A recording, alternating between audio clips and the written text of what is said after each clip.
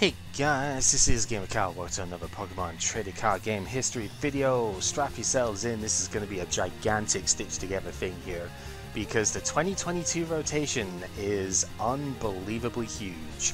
This is finally the death knell to Gen 7. We are now into Sword and Shield on, which means we're into Regulation Mark D on. Everything that does not have a regulation mark is rotating, with like one exception, and that exception is Pokegear, because all the way over here, this got released in Sword Shield base. So yeah, everything else from this pretty much leaving us. So kind of crazy.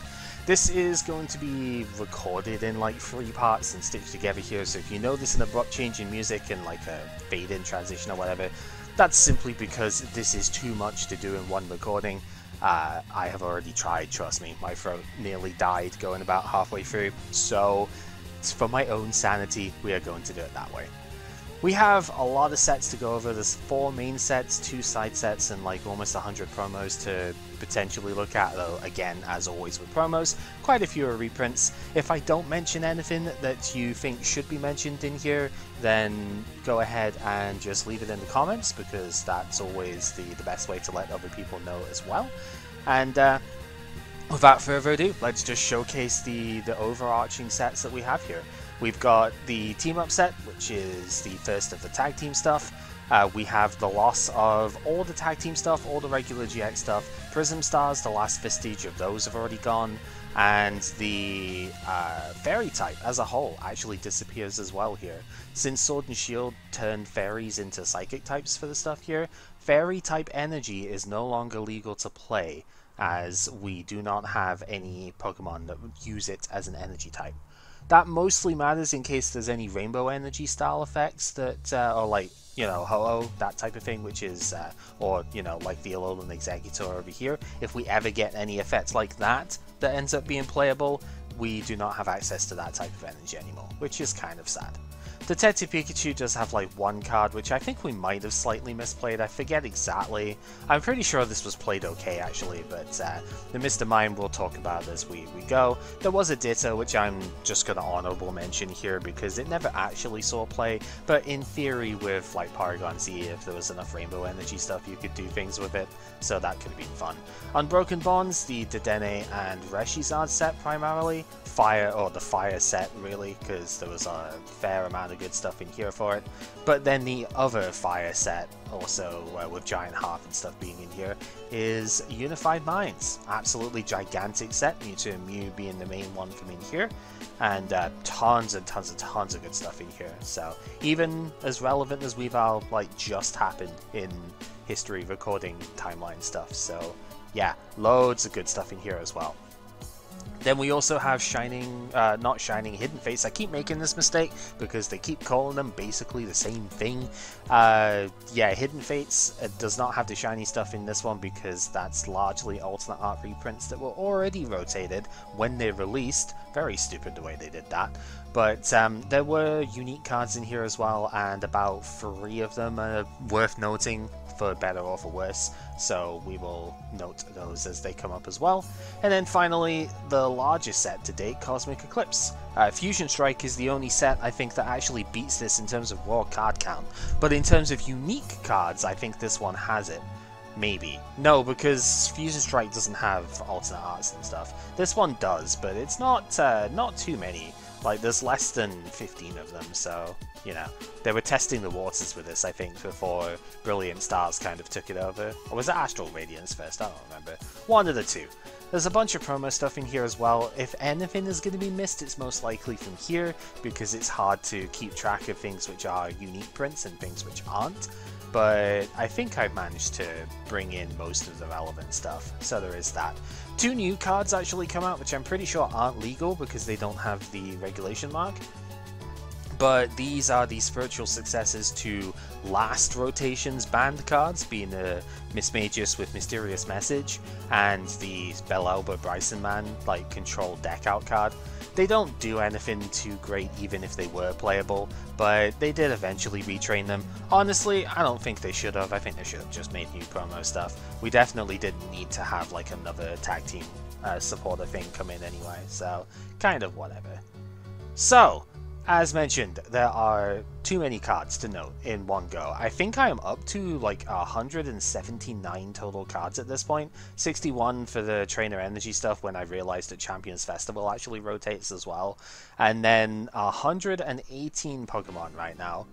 Utterly unreal, to be honest, just how many cards were released and like historically viable during the stuff here for 4 sets worth, right?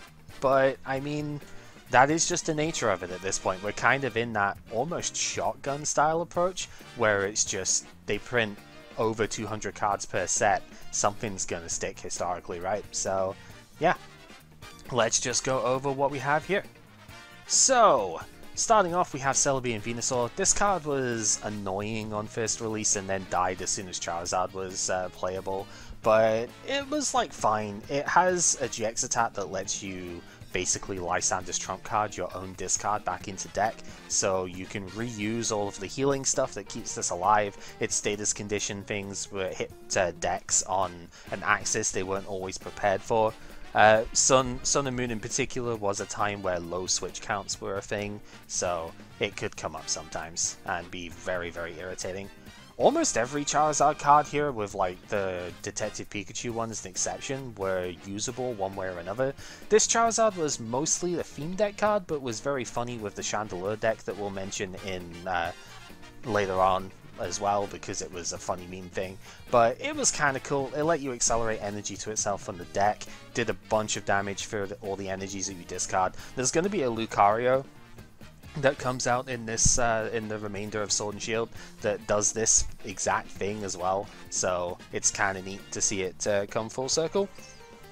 But this one did see a lot of play because the Theme Deck ladder was actually very popular, so yeah.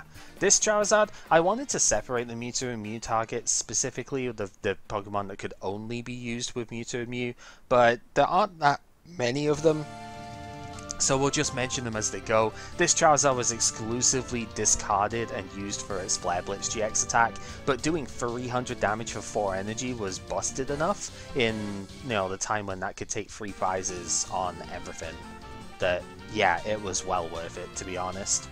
This Charizard, alongside Brazen, was very strong in Cosmic Eclipse. It was a bit slower than the Reshiram and Charizard here because its attack did require 4 energy, and it didn't do as much outright damage, but it was much better for disruption purposes and for like trapping the opponent and gusting up stuff as well, because Custom Catcher could get searched. 180 damage for 4 and search for any 3 cards meant that you could, in a format with low gusting options, cycle in and pick out the exact gusting stuff that you wanted. It was really cool. Its GX attack could accelerate energy as well, so it was more of like a turn 1 thing that way if you could do a bunch of stuff for it. It's pretty solid. The Reshiram and Charizard was much more direct damage focused, and honestly, putting Outrage on a 270 HP basic is just dumb. Like, why would you ever want to do that? It's so silly. But yeah, this guy with Welder plus 1 attach was able to do 200 Double Blaze immediately, and then Flare Strike was just kills everything that wasn't a tag team. So it basically stopped the old style of deck from being playable, which is really unfortunate for the most part.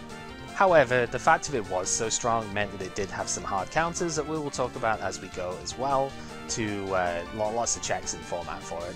This could be considered one of them, kind of. The Blastoise deck was actually extremely good, despite being a stage 2 thing. It had some very good support that made it work. There was the Brooklet Hill to search out stuff at the time. The Squirtle had a free 0 retreat if you had a stadium in play, so that was really good for it. It was energy acceleration from deck with this guy. Then the actual attacker was scaling damage that shuffled energy back to the deck, which meant you could accelerate it back with the Blastoise again. And it took less damage from its stuff as well. It was really, really powerful. So a very large fan of this deck, to be honest. Was extremely good. Beedrill was more of a thing when Rainbow Energy was around. It was never like the best card out there, but it was a good tech pick for certain matchups anyway. Being able to take out a 3 prizer with a 1 prizer, that's a very good trade for you, even if it is on the stage 2. It did at least have Netball that you could use to get the Weedle out, so there was that. And yeah, very cool card nonetheless. It's just one of those cards that ends up being like we'll see it with the single strike Beedrill as well, come in as its own mini thing. Pidgeotto was incredibly silly. This worked with Professor Elm's lecture when that was legal to search out this as well as the Pidgeys, so you're able to do consistent stuff with that. Ended up being its own control thing before Cinccino came out, but also enabled a lot of other engine pieces and things to happen as well. BHM was the deck I played it in, which was really fun. And we're going to see this come into standard again with Dragapult EX actually, because Dracloak also has this effect, and that is super fancy. Can't wait to see that to do some good stuff. What more can be said about Pikarom than what has already been said in many of our videos by now? This guy was good until he rotated, which is absurd to say given that, you know, he lost a lot of power in this last rotation. When it came out, with all of the lightning support that we had, the Thunder Mountain to reduce its energy cost, the damage mods on Electro Power, and just being able to be a 240 HP goober who accelerates energy from the deck, as well as doing two-shot numbers without mods. Tag Bolt, if you don't put Mew down exactly, is taking 4 prizes probably. 3 or 4, depends on the deck you're against, but it's usually, you know, sniping to Dene for a one-shot as well as one-shotting the thing in the active. You could take 5 prizes with this if you buff it with a tag team hit. Just so dumb. Raichu was amazing. It does lose a lot of power in this previous rotation because we lost Pachirisu and whatnot for it. We have the Emolga in the second section here for Nuzlocke Gathering, which was the engine that you used to search out the whole deck. The Pachirisu did allow you to accelerate energy to fuel this powerful spark in a couple of turns, and it was just super fun overall. Probably my second favorite deck, my favorite single prize deck coming out of Cosmic Eclipse. Probably my second favorite to the God, who I will talk about later on, but still incredibly powerful. Raichu and Alolan Raichu was also really good. Another reason why Pikarom ended up being so strong, because this was a very good target to accelerate to. And Auto Paralysis was insane. This effectively forced more decks to play switching cards than what they wanted to. So yeah, because if you didn't, you just get auto paralyzed and KO'd the next turn for 3 prizes, which is not where you want to be. Lightning Ride was also a bit more accessible and a bit more outright powerful than what Tag Bolt was. So if the opponent did play the Mew down, this was the way to go instead. 250 if you put 5 energy down is very, very strong. Nidoqueen, the second part of the Charizard theme deck that was really good for that format, but was also played quite a lot in the previous format when Meganium and Swampert were legal, because that deck was very funny, to be honest, but it allowed you to do some crazy stage 2 acceleration stuff, the likes of which we almost never see, so very, very fun card for that. 260 damage for a triple acceleration energy if you have the full setup. In a deck that can accelerate the stage 2 win con, it searches out more Pokemon to accelerate that con even further, and also Swampert could do draw, so it was a very unique engine that did extremely well for what it was. Alolan Ninetales was not amazing by the end of things because there were so many options in Sun and Moon block that were not EX and GX to attack with, but it still had its place. A lot of decks still kind of struggled against it when it was not possible to like stop the ability from working anymore. This ended up being a hard check to certain decks, and yeah, Luminous Barrier is just a pain in the butt. Safeguard is always a good ability to have, even if it's not the strongest ability in the format. It will force decks to play more honest than just only tag teams and nothing else. This Ninetales was also really good. This generated its own version of the Welder box, being able to do Ability Zard instead of the Green's Exploration stuff. And back when 2019 format started, 2019-2020 sort of rotation, when we lost all of our gusting tools except Custom Catcher, this was invaluable for the fire decks. This really made it so that they didn't lose as much as everything else. Gusting is just ridiculous, right? So, always going to be strong. Mega Lopunny and Jigglypuff was another one of these things, just like Salamence EX came out. They're far too late for solving the anti-EX stuff. This was anti-GX and had a massive presence in the Cosmic Eclipse format when it came out. The very next set, it dropped off more or less like a cliff. I think some decks still played it, but for the most part, because Pokemon V started to get printed and were decently powerful out of the gate, this kind of just stopped seeing play because it only does good stuff with GXs and EXs. I really wish sometimes they would like future-proof some of these so that they work on the new mechanic as well. Like Serena is the most recent example, where it's just like you don't really get to do anything with that on EXs and stuff. So as soon as they become most of the meta, you're kind of out of luck, right? Vileplume was largely a Mewtwo target, Mewtwo Mew thing in the Ultimate Mew Mew deck. That's the Aurora Energy version that was like Aurora Energy plus Welder to attach stuff, and you could do Rainbow style attacking, which was cool, but even by itself, like if you could get enough of them in play, then healing was pretty strong. It does a lot of damage for only 2 energy, that's why it got played in this Rainbow style Mew Mew deck. And yeah, it's just kind of cool. Problem is it's a little bit hard to get too many of them out because it is a stage 2, and you don't really want to use Rowlet alone and Exeggutor to get this out. So yeah, bit of a shame. I have to mention the Persian because Cartiday was a thing that Pepper played in the last thing, and like I called it a bad deck, and it kind of is, but it was at least very funny, so there is that going for it. The only Cartiday Pokemon I'm going to mention here is the Esper, because Ear Kinesis allowing you to snipe 20 to each of your benching. This was used beyond the Cartiday deck, it was used in Malamar as well, so we'll mention that one, but there were a few others that you could use, and the whole thing is the Persian made all of their attacks cost nothing, so that's why the whole deck even worked in the first place. Shame for the deck it was not level ball searchable though, because that would have been really cool. Persian did have a couple of other cards in the GX department here as well. The Alolan Persian GX was a stopgap against a couple of particular decks, right? Ultra Beast decks like Blacephalon had nothing against this. Tag Team Pokemon couldn't touch it. And Special Energy card Pokemon couldn't touch it either. This could have potentially seen more play in the more recent formats where Special Energy have been super prevalent. Mostly the problem with it is that it doesn't do that much damage with either of its attacks. It's a bit expensive for that, and if the opponent isn't playing into it, then this just dies, right? It doesn't really do much. So it was more of a like just a matchup fish sort of card. Persian GX itself was pretty strong in the Zoroark decks. Quite a few cards in this bit. Actually, the Dugong as well, when we get to that, is another Zoroark card. This saw a lot of play with that deck because it was able to search for any 2 cards after the Zoroark got KO'd, which is just a massive extra consistency for the deck. Vengeance was really strong late game as well, once some of your stuff had been KO'd or like got discarded with a stadium or something.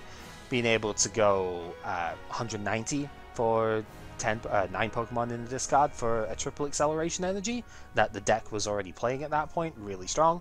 Slash Bat was fine. I mean, you didn't really have a GX attack in that deck anyway, so you might as well use this one. It's pretty reasonable to use as well.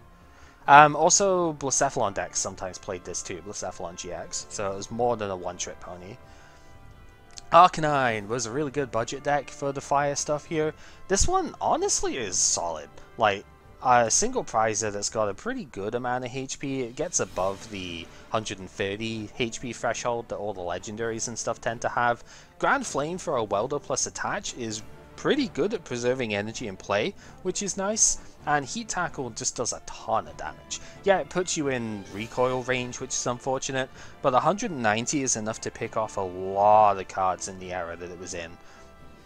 The fact if it could accelerate from the discard to a fresh Growlithe or Arcanine as well, you could keep yourself in a single prize race with this quite often. Super nice card, very good budget friendly thing. Worked with the Turtonator that rotated last time round as well.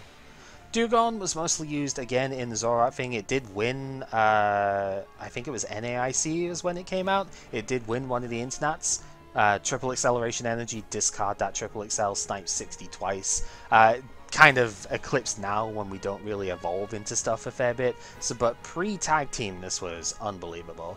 Or at least before the tag teams got too insane. The fact that it could also hit Reshizard in the active for weakness kind of kept them a little bit honest in that matchup as well, because otherwise they had a really good time into Zoroark, so yeah, super good stuff. Gengar Mimikyu is a dumb card for dumb people. I'm sorry, but I just do not like this card at all. Yeah, the HP is really low, but Horror House is just one of the dumbest card attack designs I've ever seen. Making it so the opponent can't play any cards from their hand for a single energy is stupid. Making both players draw until 7 in hand if you have 2 energy on it sounds bad, but it works for the Poltergeist attack to do 50 for each trainer that they have in their hand. So if they can't play cards out of their hand, they're going to have an 8 card hand going into your turn, and then you get to potentially do 200, 250 damage to them if they're unlucky with their draws. Very, very stupid thing to have. And also got played with a bunch of other degenerate stuff as well. So, yeah, not a fan of this card. Alolan Executor does 120 for a grass energy if you put enough different types of energy into the discard pile. It did end up seeing some play because it was a way of... it did a lot of damage on a 160 HP dude, right, that gave up 1 prize. And we had Mysterious Treasure we could search it with. We had Shockle at the time that let you mill energy as well. This was mostly a one-off because the Grass-type one was just a little bit better for the most part, but the fact of it was searchable and everything as well. It's pretty good. There was an expanded exclusive Executor that I'm not going to mention too much, but discarded Executes to do a bunch of damage, but you needed the Execute from Boundaries Crossed to make that work. Alolan Executor did team up with a tiny little bird over here though, and this Rowlet Alolan Executor was actually very strong for the Rillaboom deck. That deck unfortunately just kind of dies now. Super Growth for no energy let you go from a just now benched Grookey into Thwackey and Rillaboom straight away. Any evolution for the grass type stuff was just very easy to do, which is great. Its attacks were fine, especially the Tropical Hour, if you managed to get enough energy on it, was kind of cool, but it was mostly just the fact that it could set you up at the start of the game. You gave up a lot of prizes when it died, but it also generally took a couple of turns to get KO'd, so it wasn't too bad. I'm going to mention this Weezing first because it's separate from the other two that we have here. This was a one-set wonder because rotation happened immediately after this came out and completely removed every card that made it viable, which was annoying, but it was neat. It did spread damage and worked very well against the tag team stuff, so that was kind of fun. Unfortunately, even with Twin Energy, people were starting to transition towards VMAXs at that point, and you don't get to spread damage as easily to VMAXs, so it just doesn't do enough at that stage. The other two were a Roxy package. Roxy discarding these to draw a bunch of cards. When you use that Roxy supporter, you use either of these as a discard and spread a damage counter to each of the opponent's Pokemon. If you discard 2 of them, you get to spread 2 damage counters, which is pretty good. Again, Pepper did this in the deck that we just saw with Cat today in the previous recording. Normally you would play Weezing instead of Coughing if you could get away with it, because the Coughing you could start with and it does nothing useful. Neither of these do anything useful in play, so yeah, you want to do it that way around. But it was very nice nonetheless. I played it in my Raichu deck as well, actually, because discard 2 Pokemon, draw 6 cards is kind of a broken effect when you think about it. Mr. Mime lets you prevent Scoop Up Net from happening. I think originally when this card was printed it was anti-Acerola, because Acerola was the supporter card, you had to pick up a Pokemon with damage counters on it. This specifically denied that, but as we transitioned away from that when that rotated, Scoop Up Net is a potential target for this. If you can spread damage counters to the Sobbles that are in play, you're able to deny them from picking them up with Scoop Up Net and reusing that stuff. So it turns off a bit of the engine. It's pretty useful. This Mr. Mime was used as a gimmick with the Jirachi Prism Star when that was legal. If you had Jirachi Prism on top of the deck, which you could put on top of the deck with Sword Shield Oranguru, you then put this into play and switched the Jirachi with one of your prizes, you would guarantee know where the Jirachi is, and when you take a prize you get to bench the Jirachi, take an additional prize, and Scoop Up Net the Jirachi back up. That was the idea. Just a very silly extra prize thing that didn't really go anywhere but was very funny nonetheless. Jinx is actually pretty solid with the Spiritomb down the bottom here. There's a little bit of a package with this, so I'll talk about these next time, but Jinx being able to move, say next time in terms of recording sessions, you'll see it here. Basically, this lets you move damage counters around your board, 1 per Jinx per turn. And the Spiritomb, and there's a bunch of things that you can use that with, like even just healing 10 damage from your attacker sometimes makes it so the opponent can't KO it next time around as well. So it's pretty solid. Magikarp and Wailord, the first tag team that existed. This was used as a one-of in the Quagsire and the Garnadel deck at the time when it came out.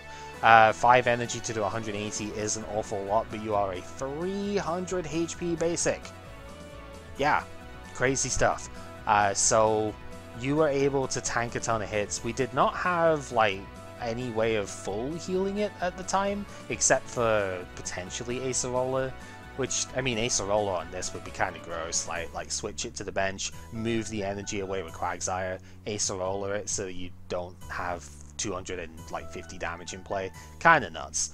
Also saw some play and expanded before the Unknown got banned. There was like 66 damage counters in play, win the game or whatever. Eevee Snorlax was a little bit of a one-set wonder. This was slightly played in Team Up, but it was mostly played in the Reshizard deck in Unbroken Bonds, and the idea was that you wanted something that was reasonable, that was not weak to water, because you don't get hard countered quite as easily that way. This wasn't very good against other tag teams, but it did effectively shut down any regular GX that was evolved, right? Any Stage 1, Stage 2 GX just got one shot by this thing, which is really annoying, to be honest with you. Yeah, otherwise, not like the best card out there, but certainly was good for its time. Megaton Friends is also just nice. Draw until 10 is a good effect. Eevees did get other stuff here as well. I initially forgot to mention these. Jolteon GX was another really solid card for Pikarom.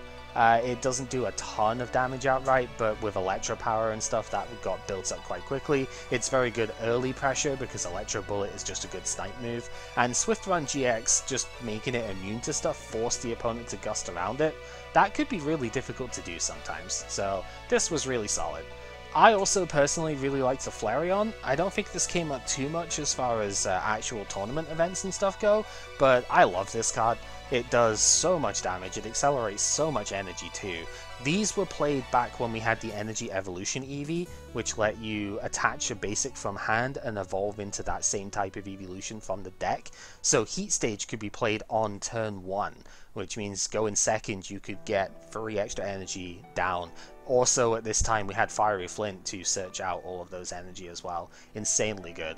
Bright Flame and Power Burner were both strong attacks to have as well, so this created a lot of pressure on the stage, on like any deck really.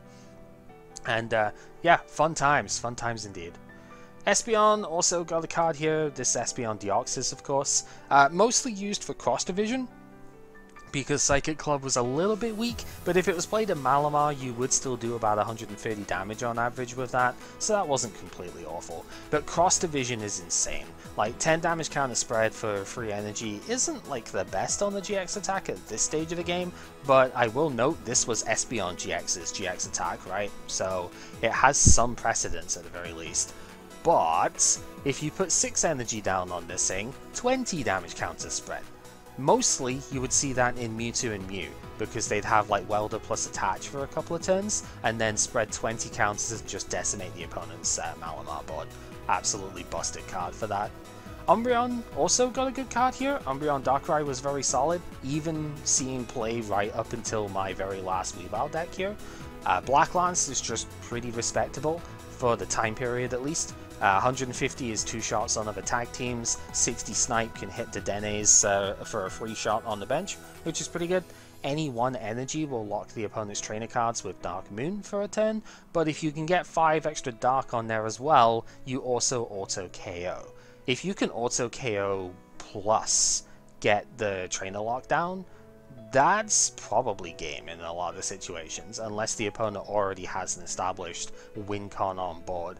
You're probably just winning after that. Really, really powerful.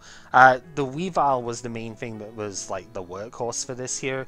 The Weavile allowed you to move basic Darkness energy around, as you'll know if you've seen the last battle video here. and this combined with the energy acceleration of red and blue that we'll talk about in the trainer section allowed you to get a bunch in play and just like move them to the appropriate piece here, usually the Umbreon Darkrai, but sometimes stuff like Sabltar as well. This guy does do a lot of damage, and if you can gust in a Dedenne and KO it with Greedy Crush, you take 3 prizes for it, which was really solid. 210 was just a good number for a lot of EXs that way, and GXs even. And 280 HP. This is bigger than the average tag team, so sometimes that actually mattered as well. Resistance to Mewtwo was also pretty big. That's another thing the Darkrai had too, is the 20 resistance to Psychic actually mattered in a Mewtwo Mew format, so decent cards all around. Porygon Z was probably the single most fun version of the energy rain type effect, the rain dance stuff that we've ever seen. Crazy Code is just brilliant. Special Energy weren't the greatest at the time this first came out, but we're still pretty solid because of unit energy. But now in Generation 8, this has just been so fun to play with every time we've tried. Initially it was used for Whimsicott, that we'll talk about later on, but this was still very, very funny as we moved on, because as soon as we got like Powerful Colorless or all of the type-based energies in Gen 8, I mean, you see what Lugia does later on. This is a very funny effect to have. Omastar, super degenerate card here. Gengar Mimikyu was the main thing that used this initially, but this was played in like Gardevoir Sylveon as well as the Charizard Brazen was the other main one. If you've just got less Pokemon in play than the opponent, they can't play item cards, which is super irritating. So yeah, one of the dumbest ways of item locking, to be honest. It's kind of hard to get out because it evolves from the fossil stuff, so it's not quite as splashable in most decks, because trainer cards are specifically harder to search, but still not fun. Aerodactyl, a bit more fun though. This was pretty good in the Fossil deck, the played Caracosta we'll talk about later on as well, and the Aerodactyl GX over here. Super good stuff. For a triple acceleration energy, it did 180 damage if you didn't play GX or EX Pokemon down. If it wasn't for the Fossil part of this, I think this would have seen play during the Sword Shield era as well. But it's just so hard to get out. There's a Stadium card that can do it, but the problem is that Stadium card ends your turn when you do so you can't attach to the Aerodactyl in the same turn, so it ends up being really annoying to play, and yeah, that's a problem at this stage of the game. It's just a bit too slow now, but 180 on a single prizer, not to be underestimated. Aerodactyl GX forced basic Pokemon, aka every tag team, to pay more for their attacks, which was really good. It specifically did enough damage with Welder plus a fighting attach to one-shot Pikarom, which was really important. And if they committed enough energy to attack with their high-end tag team Pokemon, Wild Dive GX would probably punish them with a one-shot as well. This was pretty good anti-meta card. It did see tournament success. Articuno was one of the huge support pieces that made the Blastoise deck work. This allowed you to block Guzma, basically. Any supporter card that the opponent plays whilst this is active cannot affect your water Pokemon on the bench, so you couldn't get gusted, basically, which was really good. The Cold Cyclone didn't do a lot of damage, but it did shift energy from the Articuno to the bench, so it preserved it in play. Very good for the Blastoise stuff. The only reason I didn't play this any time after that is because it doesn't work with Frostmoth, because Frostmoth only attaches to the bench, so bit of a shame. It's hard to maintain this at that point, but very powerful card nonetheless. The Birds did get another full-on trio card over here as well, which is one of my favourite cards of all time. Specifically the stained glass print one of this, but I didn't have that to hand, so I didn't put it in here. 300 HP, the biggest it could be. The only catch was the weakness to Pikarom. That was a huge problem, but still, it was very good against everything else, and did have tournament success with ADP, as much as I hate to admit that. Trinity Burn for 1 fire, 1 water, 1 lightning, and a colorless does 210. It is a bit of an absurd cost, and you do have to do some pretty silly things to make it work, but 210 is humongously powerful. This is overkill numbers to the point where even healing with like Mallow and Lana does not take you out of range of this attack. It's kind of insane.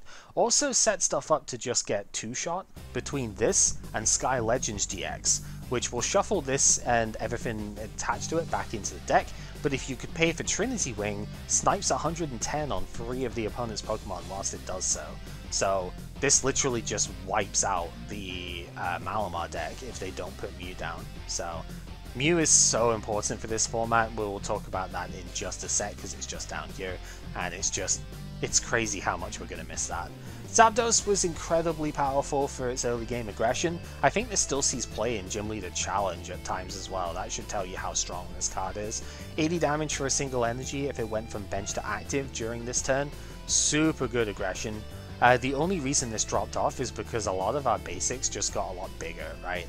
Like, it does do okay into tag teams, but nothing too special. Once we lost Electro Power, then it kind of starts getting a bit weaker into that. And now our basic Pokemon have got like 210 to 230 HP, right? So it's a bit power crept at this point, unfortunately. Dragonite is a Mewtwo and Mew target. You never actually played the card, but you discarded it for Sky Judgment. Any 5 energy, 270 damage, discard 3 energy from the Pokemon. It's a one-shot on just about every tag team. By itself, it can become a one-shot with stuff like Zigzagoon, or at the time, Choice Band was still, I think, in format. So, like, one set that it was legal for.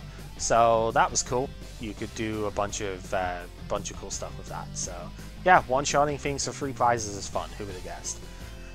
Mewtwo had a couple of good cards here. This one was still playable even at the very end of the format here. Putting a supporter card from your discard on top of the deck when you bench it doesn't necessarily sound like a ton, but it's very searchable. Mysterious Treasure was good for it, now Fog Crystal would be good for it, and the fact that it's a single prizer means, unlike Eldegoss, you could use Scoop Up Net with this thing, and that's what Sai had in his Calyrex deck, which is really, really fun. So yeah, if you play Oranguru with this, you can actually get the supporter card to your hand immediately, which is super good. Or if you play like a Cinccino or something like that, you can draw it too. Really fun. What else is there to say about Mewtwo and Mew that hasn't already been said in previous parts? This thing is so versatile, like literally. Any GX or EX Pokemon on your bench or in your discard pile can be used as attack fodder for this thing. Any attack that they have, this has as well, which is incredible. Even when GXs stopped getting printed, this still saw play right up until the very end. The Weavile deck that I played actually initially had a copy of this to use the tag team stuff and hit Urshifu for weakness. That's how long this thing stayed relevant for. Insane. Mew is like the best card in the format, unironically, and it's such a shame to lose this. We do have Honchkrow over here as well. We'll talk about him in a minute. Mew is just ridiculous. Everything about this is good. Initially, its 60 HP was very valuable because it meant that Professor Elm's Lecture could search this, so any deck that was using the Pidgeotto engine or anything that evolved and had low HP, very good for that. Its bench barrier is invaluable for stopping all sorts of degenerate decks from happening. Urshifu VMAX is going to be so powerful about this in format. We don't get a return of this ability until Brilliant Stars, so we have a little bit to wait, unfortunately. And even the attack was good. Any 1 energy, 3 damage counters on the opponent's Pokemon in any way that you like. This could be used with the Mr. Mime if you wanted it to be, so that you could stop the opponent from using the Scoop Up on those Sobbles and stuff, right? Very, very strong. Honchkrow didn't quite have its time in the sun for the most part, but it was played and expanded because it was kind of broken there, to be honest. This really drew a lot of power from Duskstone. This wasn't just a Mismagius card, it was any of the Pokemon that evolved from Duskstone in the games, including GX stuff, and you got to use this on your first turn, like, going first or second, basically. As soon as you play the Murkrow down, you get to use this. At the time, we also had Double Colorless Energy, which meant that Featherstorm and Unfair GX were payable much easier, a much more expedient process than what they would normally be. And Unfair GX is literally what it says. Discard 2 cards out of the opponent's revealed hand. Like, if you thought Confiscation was bad in Yu-Gi-Oh!, oh boy, this attack is just ridiculous. Featherstorm petered off extremely quickly after Sword and Shield came out, but realistically, the other thing this does, which we haven't even mentioned, is that it stops the opponent playing special energies. Or tools. or stadiums. So you can lock in whatever you need at that point, which is horrific to go against. I'm specifically mentioning this Sneasel because a card I've not got down at the bottom but is still worth talking about is Professor Oak's setup, which allowed you to bench 3 different types of basic Pokemon from your deck. And there was a Dark Sneasel and this one, and your typical thing in Cosmic Eclipse was a type Null as well to set up the Silvally GX. And this was a pretty solid engine in its own right. This could let you get 2 Sneasel out of the deck for one, basically, one setup card, which is not normally how it would go. And in a format which lacked basic search, very powerful. Agility was probably also the best attack that a Sneasel had, but that's not really too relevant here. Gardevoir and Sylveon is an awesome card. This is probably my favorite of the tag teams out of everything. A little bit low on the HP, but it has a lot of fairy charms to go with it as well. We'll just briefly mention the one that I have here, but do note there are a bunch of these. Any GX or EX Pokemon of the type that was mentioned here. This one's for Ultra Beast, there was one for abilities, and then several for different types of Pokemon like fire, grass. No, there wasn't a fire one, that was the key problem. There was lightning, grass, psychic were the main ones. And if you had the appropriate Fairy Charm equipped, you took no damage from those Pokemon. So that helped the longevity of this card an awful lot. Fairy Song was an excellent energy accelerator if you go second. If you go first, then there was Mina at the time that you were able to accelerate with as well, which was really cool. And Kaleidostorm, very nice attack. This let you shuffle your energy around the board in any way that you liked, so you're able to preserve the energy by taking it off of the now vulnerable in the active spot Gardevoir Sylveon, which is really good. Magical Miracle, if you could stack 6 energy on the same one, also just deleted the opponent's hand, which was always fun. And yeah, it was Fairy type, so it hit ADP for weakness. What more do you want, right? Mawile GX is an excellent shout out for Azrael over here. Although I don't know if he's going to see this, to be honest. We've talked about this a little bit before. This was played to basically shut off the opponent's Dedennes by benching them on your turn, so they didn't get their effects. But it could also cheekily be used sometimes to do Big Eater GX afterwards as well. So you shut off the Dedennes by benching them, and then you shut off their supporter cards by discarding them. Which is very, very annoying, to be honest. Yeah, this was sometimes used to like take cheeky prize stuff too, because if you bench this, put the Dedenne from active down, and then gust that Dedenne, that's an easy 2 prizes for you, right? So yeah, 3 prizes if you play ADP. Flygon unfortunately didn't quite see its time in the sun, but it did see some experimentation just because of the nature of its traits here. The only problem was the triple fighting in its cost. It was a stage 2 as well. This was in Cosmic Eclipse, so it's a bit hard to get this set up at this point. There were ways of reducing the cost here, but not enough to make it see play. Bit of a shame because it reduces all damage the opponent does, even to your bench, by 30 when it's in the active spot.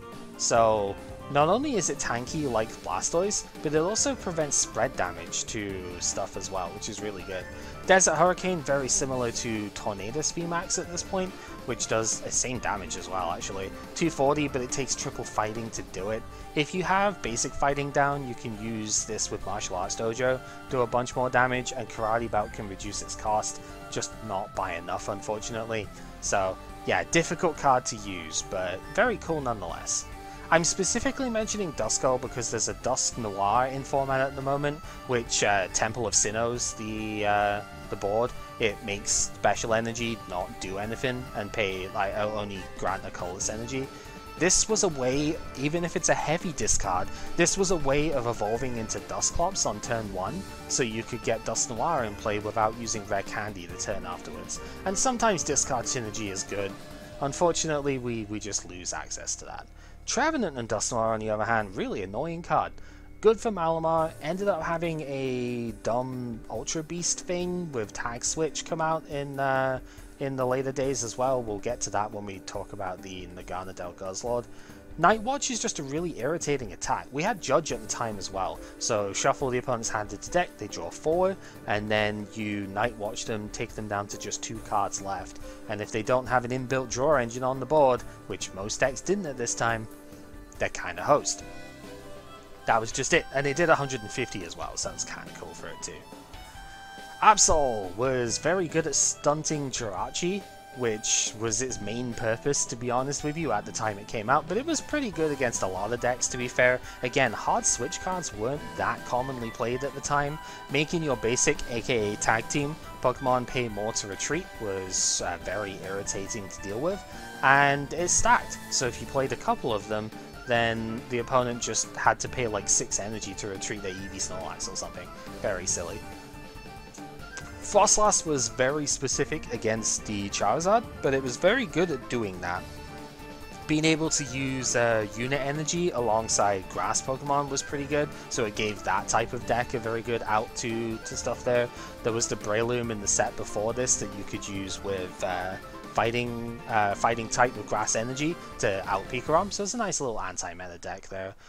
You put a bunch of damage counters on this thing and then one-shot Reshizard. That's basically what it reads, so it did that, and it did that very well. Latios GX, arguably a Mewtwo Mew card, but it did see some play by itself in Malamar, solely to try and stop ADP from having access to their Alter Creation attack, because it was just that powerful. Clear Vision is what you use to do that. If the opponent somehow played Channeler, then they could get around this, but nobody played Channeler, let's be honest. Power Bind was the reason this didn't see widespread play, because you had to have at least 4 Pokemon in play in a format where getting basic Pokemon down was very difficult. And then Tag Purge was pretty solid too, preventing damage from Tag Team Pokemon. This is the bit that Mewtwo and Mew would normally use, because Latios itself is a little bit frail. So normally, Mewtwo and Mew would use this so that they don't take damage from Mewtwo and Mew itself next turn in the mirror match. As a spiritual successor to one of Gen 3's greatest consistency basics, Jirachi had big shoes to fill, but my goodness did it fill them successfully. Even though it can now only find trainer cards instead of any card, the fact that it has had constant synergy with stuff like Escape Board when it first came out, into Scoop Up Net in the later stages of things here, this card has just been so strong for so many decks, and it's going to be a bit of a shame to lose it. However, we are moving into Celebrations as part of Evolving Skies format, and that has the Mew, which does a very similar thing, because most of the time you're finding item cards anyway, so it will be missed, but it will not be excluded from the format entirely. Jirachi GX, on the other hand, is going to be a bit of a miss for Urshifu. Initially, this was a Mewtwo and Mew card because it prevented them from hitting themselves for weakness, so you're able to control the flow of battle a fair bit better there. But since it is Psychic Weakness, and Psychic types are no longer weak to Psychic, they're weak to Dark, this is now actually an anti-fighting weakness thing. Because, yeah, the fighting types are weak to Psychic. So, yeah, Urshifu's going to miss this a little bit because now it is a lot easier to check that deck with weakness stuff, which is good because it's a lot harder to beat it outright thanks to losing Mew, right? So, yeah. The Bronzor of Evolutionary Advantage is going away here as well. This one is obviously very powerful for accelerating the Metal Link's Bronzong and making sure that it can actually do its job properly of transferring energy around as it needs to. However, that one's still in format. This one is going away though, only really noting this because of Heatproof being very, very funny in that one Players' Cup match with the 10-cent Scorch thing. It's still one of my favourite, like, memories of modern TCG stuff, if you will. So, I don't know, I find it highly hilarious. So, yeah, it goes away. It's funny that all the balloons are on the artwork here as well, because you'd think it would have Levitate, but no. We mentioned the Spiritomb briefly earlier, but just to go over it more thoroughly, this guy was extremely good for basically the whole time it was out, to be honest. Anguish Cry, it's a really solid attack, right? More damage for each damage counter that's on you. On a single prizer, you don't have a ton of HP, but you had exactly the right amount where Professor Elm's Lecture would get access to you initially, and then you could build it up with Hustle Belt, wasn't able to make it go up to 220 damage, and nowadays we have Cape of Toughness, which has been used to put it up to 310 damage. That's an awful lot of damage that you can do in one go, and Yeah, the Spiritomb is pretty solid. It's a single prizer for 1 energy. It builds itself up over time, but you've got the various things we've mentioned earlier to accelerate that clock. It's pretty strong. Garchomp Giratina doesn't need a ton of introduction here. I'm mostly going to focus on its use in Malamar. It did have its own dumb deck with stuff like Mismagius and being able to transfer energy over to it via like Tag Switch and whatnot. There were silly things you could do there, but the primary way that it was used in Standard was in the Malamar decks to accelerate Psychic Energy. Malamar decks could already play Viridian Forest, so they could search for what used to be Metal Energy for the Ultra Necrozma, but then Finding Energy was a totally reasonable one to have as well. They have a bunch of damage counter spreading, or they did in stuff like the Giratina, and that let you get to 250 damage pretty solidly. Linear Attack also set up the tag teams as well by sniping 40 to 1, then 240 with Calamity Slash gets the KO as well. So yeah, GGN didn't see very much use, but the odd time that it came up it was very silly, so very nasty card to say the least. Lucario Melmetal and its opposite here, Arceus Dialga Palkia, were just disgusting cards overall. Luke Metal I think was the most successful one in the long term, but ADP is a mistake of a card that never should have been printed. These are polar opposites because of their GX attacks. The Full Metal Wall GX attack takes less damage on your Metal Pokemon for the rest of the game, whereas the Alter Creation does more damage with all of your Pokemon to the opponent's active. The bonus effects are gross as well. If you get 1 extra energy, discard all energy from the opponent's Pokemon for Full Metal Wall, take extra prizes if you put the extra water energy on for Alter Creation. It's just dumb. It should never have existed. Not to mention, Ultimate Ray is crazy as far as its damage output and acceleration goes. Yeah, stupid card. And it's got 280 HP, so it beats out the thresholds of the format. Why did this ever have to exist? Lucario Melmetal's attacks are not too great, but you don't really have to be with Metal's damage reduction during this era. You could easily make this minus 60 on any damage, and there's enough healing stuff where you just don't generally care about the damage output not killing the opponent in 1 turn. So, stupid stuff. Heatran, I grew to dislike this card more and more as the format went along because it just became frailer and it became harder to get it to do anything useful, but it is a really strong card, especially for the Abilities Art decks of the time. Burning Road, letting you move any fire energy around from your board to it when you switch it into active, is just a very synergistic effect with Hot Burn GX that lets you scale up damage. 6 energy, do 300 damage, really good for the Sun and Moon era. The 7 energy to do 350 does still KO VMAXs, that does come up in a couple of decks. So yeah, strong card, just a little bit frail, a little bit hard to keep switching in and out of the active. And once the energy has been used for the GX attack, it's like, what do you do with it from there, right? That's my only complaint with it, to be honest. Giratina, we do have Fan of Waves, but Fan of Waves is a much weaker effect than straight up discarding special energy. The fact that we now just got Fog Crystal, and of course Scoop Up Net is in format, it has been for a while, it means this card would be really strong for taking on these special energy decks, which are going to be quite the menace moving forward. So yeah, a little bit of a shame to lose this one, but at the same time, it saw its fringe plays and ended up actually seeing some tournament success too, so good stuff. Fione, I always end up cutting this card because it always feels bad, but it is an anti-control thing, anti-stall tool, because like you can just, for the most part, keep your deck from ever running out of cards, which is kind of nice, and Repel on Pokemon that you can search, somewhat okay, right? Like sometimes it does annoy enough, and we have seen this matter, especially on things that can only hit the bench, for example. So it comes up. Being able to force the opponent out of the active, especially in a time when Gust did not exist very readily, was actually fine. So yeah. Shaman Prism is solid, it just never really had a good home outside of exactly Rayquaza GX, and that was a bit of a shame. You could theoretically have used this in Rillaboom based decks, but the ones at the time discarded their energy from play, so that didn't really work. If you were ever to play Venusaur VMAX, then this is the same attack basically, just takes grass as a base thing, so you could have used it there. It is a very powerful attack, right? For all the basic energy you have in play, that is often going to be like 240 plus, which is very powerful. It's a single prizer that has 0 retreat as well, so if you start with it, it's not even bad. Super good card, just like the Latios before, just never really had a home, unfortunately. Victini was a super fun card to have around.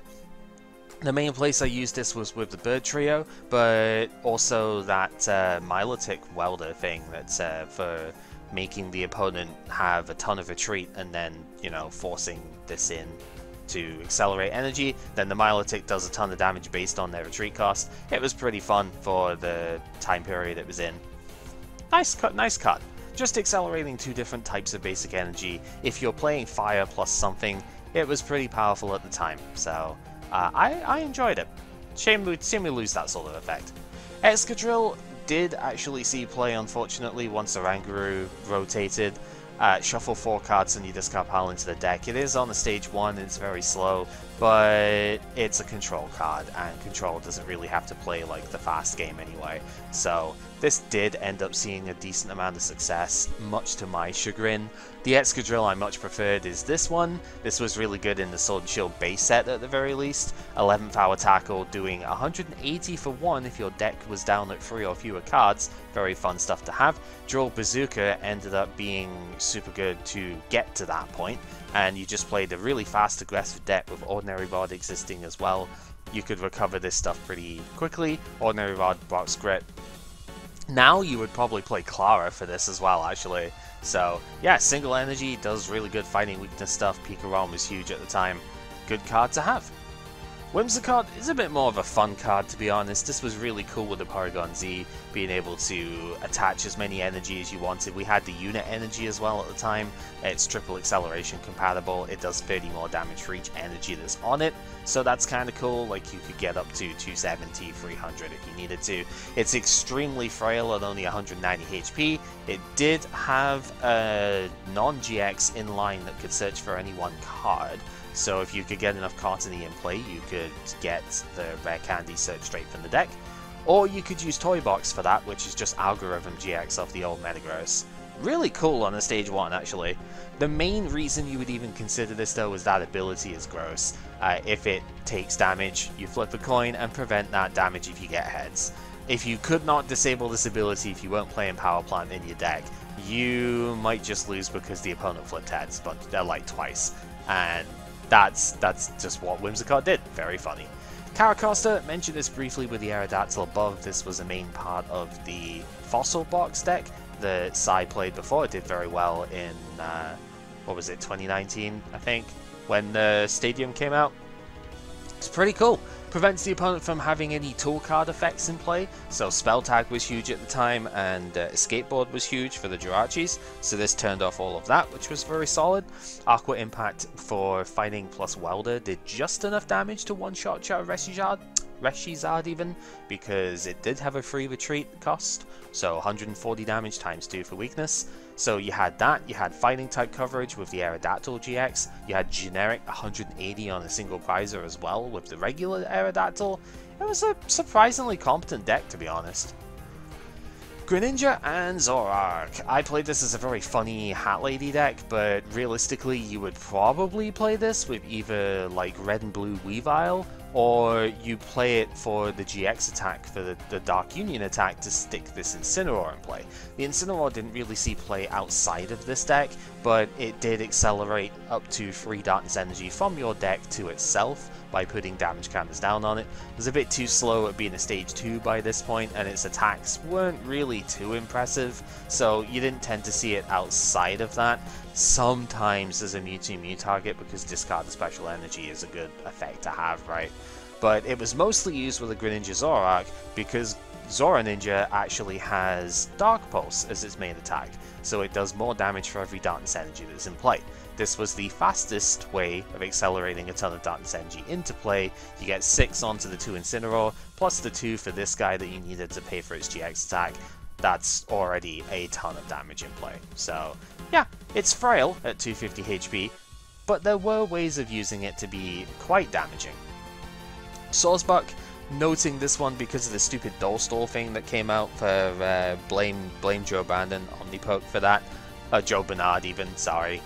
Yeah, blame Omni for that one. He ended up making a deck which was like the Florges to recycle Lily's Pokédoll that we'll mention just briefly from down here. This is your Clefairy doll style thing, I mean literally. 30 HP dude, doesn't give up any prizes, goes to the bottom of the deck if you want to get it out of play, but the fact of it doesn't give up prizes and is an item means that Florges could recycle it to the top of the deck. Then the Sawsbuck would go ahead and draw the card, and that draws the Doll. Doll goes back down. Sawsbuck can attack for 2 energy, does a little bit of damage, and you can switch it with the Doll. And this was at a time where Boss's Orders didn't exist, so gusting it was really hard to do, and it was stupid. Basically, it was a very dumb thing to have in general, and kind of glad we didn't really play it. But then again, I did play like a variation on the whole, you know, deny the opponent from being able to play stuff in the BHM. I actually like this card though, because I think it's pretty solid as far as like having to deck build around it goes. Mysterious Noise for the triple acceleration energy cost does 90, shuffles this and all cards attached to it back to the deck, and then the opponent can't play items next turn. You use the shuffle effect to preserve triple acceleration energy so that it doesn't discard itself at the end of the turn, because this will mention it down here. You can put it on an evolution like the BHM, puts free energy on it, but it gets discarded at the end of the turn. So if it's not in play anymore, it doesn't get discarded. So that's what the BHM is meant to be there for. It can put it back into the deck, you can keep using just the same 4 energy at that point, and you put up stuff like that Ninetales from earlier that the opponent can't touch, or there used to be Gumi, where it would allow you to force the opponent to pay more energy to attack. So all of that whilst being item locked, pretty disruptive, pretty reasonable card overall though, because it was a quite difficult deck to play and set up, so yeah. Chandelure, the massive meme card of the format. If you use this attack, if you manage to use this attack, you discard top 5 of your deck. 60 more for each Pokemon discarded, but any fire Pokemon can go onto the bench. Does not have to be basics, it can be anything. So this is the main way that the Charizard ended up coming into play, but also stuff like the Blaziken from Dragon Majesty, I think it was. The Celestial Storm, that sort of one. The Firestarter one. Also, GXs potentially could get played, but you wouldn't normally want to. Maybe Macago could come into play, so you could force the top of your deck to be something specific. Ninetales and Salazzle down here as well. We'll talk about that just now, actually, because it's a good fire support card. Discard Fire Energy, draw 3. Burst Reveal is a really solid ability. I used this as late in as the big teeny VMAX deck, actually, because I found it just wanted that little bit of extra help to stay consistent, so very good card for that. Had its own stupid deck with the Unknown Hand as well that tried to make it so that you automatically won the game by having 60 million cards in hand, 35 to be exact, but you know, who's counting, right? Very silly card, but it was really good for the extra draw power here as well, so yeah, good stuff. Cryogonal was a very stupid card. This sometimes saw play in EDP decks initially, I think, because Frozen Lock could stall the opponent an extra turn. It wasn't super great there, but I mean, hey, item lock is item lock, right? It's item lock on a single prizer too, which is kind of gross. So glad to see this go, even though it didn't really do too much in the format for the most part. It's just not the kind of card I like to have around, you know. If you're gonna have item lock, I think you should really have to work for it like the BHM does. We mentioned the Stun Fist before. It could do 180 for a double colorless energy if all of your 6 Pokemon in play were damaged, so that was obviously very powerful for a single prizer at the time. Raging Thunder could facilitate that a little bit as well, do a bit of damage, put some damage on one of your Pokemon. It was really good in the early forms of the Spiritomb deck, so yeah. Volcarona GX didn't quite make it, unfortunately. We see this sort of ability happen a few times and it just doesn't end up working out. See Meowscarada in the modern format, for example. Flaming Shot, discarding a Fire Energy and doing 2 damage counters to one of the opponent's Pokemon, in theory was really good. It was a Stage 1 GX, so it could be used with Red and Blue alongside the Silvally that we'll talk about at the end here of the Pokemon lot. And yeah, like its attack was fine. Welder plus attach do 160, so you did 180 if you discard an energy as well, and then put 2 back into the hand, so you could in theory Welder next turn. Lots of cool ideas with this one, but it just never quite came together as a thing. I think at this point tag teams were too entrenched into the meta, and these sorts of evolving stuff just got beat out of the format too easily. Cobalion sometimes saw play in Mewtwo Mew stuff. There wasn't really a dedicated metal deck that was good with it at this time, because those were playing Lucario and Melmetal for its ability, but Iron Rule GX let you prevent the opponent from attacking next turn, so you get 1 extra turn to set up to try and do your massive hits and stuff. It's pretty useful. Metal Symbol didn't really come up too often because special conditions weren't super great at this time, but if you did come across the odd Paralysis Flip and stuff like that, Rainbow Energy would allow you to ignore that, so that's pretty good. Reshiram and Zekrom, one of the greatest cards that never was. This unfortunately came out at a point when 280 HP was the thing in like every opposing deck, I think. Realistically, this should have seen play, because it just kind of has everything going for it, right? It does 270 damage, it doesn't take a crazy amount of setup considering the format at the time. We had Naganadel, we had Welder, we had Tapu Koko Prism, like we had all the best support for Fire and Lightning, and we had a Self-Accelerator that could regenerate stuff every turn, but it was a bit too clunky. It capped out at 270, which was just not quite right for the format. And I think it actually was a bit better in Sword and Shield base, funnily enough, when Vitality Band or Zigzagoon could make it the 280. It was supposed to be used with End's Resolve, which is a very silly trainer card that we can briefly talk about when I find where it has gone. There it is. This one, you discard the top 6 of your deck, and any basic energy that you find there can go on to one of your bench Dragon Pokemon. So you accelerate to one of these guys on the bench, and then the whole idea from there is that Crossbreak would actually let you snipe 170 twice. KO 2 Denenes on the bench, take 4 prizes, win the game, right? Cool idea, never really worked out in practice. Caldeo is Safeguard that can punch through Safeguard, because why not? Yeah, this was really annoying. Not only, like, when it came out, it was pretty good too in Unified Minds, because it was good for the Quagnag decks. Gave them a good shot against a lot of the other GX stuff that was in play, but it also ended up being the best first version of ADP as well. ADP Caldeo was very dumb, because this guy just didn't really die to much of anything in a lot of decks. 170 HP was good enough to stave off most single prize stuff, and it could do 140 with ADP in play and just not even worry about itself. So they kind of had an inbuilt check to each other. Mallow and Lana ended up complicating the math an awful lot and making it just a very irritating mirror match to play. And against everything else, it was just really annoying in the first place to be like, well, 140 takes out most single prizes for 2 prizes, right? So, bleh.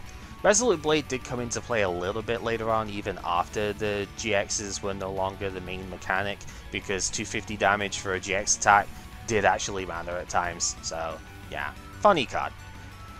Greninja GX is the Mewtwo Mew counter, if you will, to the Caldeo over here. For 2 energy, 130, and does not get affected by, like, anything.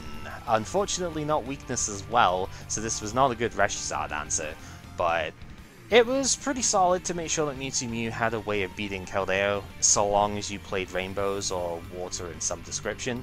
And it could come into play by itself as well, because if it was the last card in your hand, you could bench it and draw 3 cards. that was neat. We've seen this ability come up on a couple of stage 2s later on in the game, but they're not good because their attacks are absolute garbage. This one at least has something good going for it, so it's okay, right? 130 was enough to KO most single prizes after all, so you could still do stuff for low energy counts. So yeah, card was alright. Aegislash was a very fun alternative, I guess, to playing Malamar Giratina at the time it came out. It has an inbuilt rescue scarf on it, so if it got KO'd by damage from the opponent, you got to put it into the hand instead of the discard pile. This recovered every part of the line. It did discard all cards attached to it, but that wasn't a problem because recycle energy existed in this format, so if this went to discard from play, it also went back to the hand. So the Aegislash gets KO'd, it only takes a single colorless for its attack, so recycle energy is perfect for the deck, and this let you recover all of the energy, all of the evolution line. It was Duskstone compatible as well, which was good because its attack required you to have 13 items in the discard to do maximum damage. But 130 for a single energy, it's pretty good. Spell tag was also available. The deck was fine. It wasn't the best out there, but it was very consistent at the very least, so yeah. Not much needs to be said about Dedenne. This thing is just ridiculous. Fight, discard, draw 6, even if it is a hard once per turn, on a frail 2-prizer that often could be the way that the opponent wins the game by like bossing it up or something. Being able to have a searchable consistency Pokemon in the game to get you going and just make sure you can stay in the game is so powerful. Crobat is huge, but the fact if you could do Crobat and Dedenne in the same turn was what made it so good. Yveltal eventually did see its home in Eternatus. It was every bit as good as I thought it would be. Natural Zero Retreat is really good for that deck, so you don't have to put Hiding Darkness on it. Its attacks are fine enough, right? Derail is pretty good at stopping special energy from being too ridiculous, and Clutch sometimes comes in handy. It does let you stop the opponent retreating after all. They might have to do some awkward stuff to get out of that. But realistically, it's a Dart Pokemon with Zero Retreat that you can just play straight on the bench. That alone is enough to make it playable in Eternatus.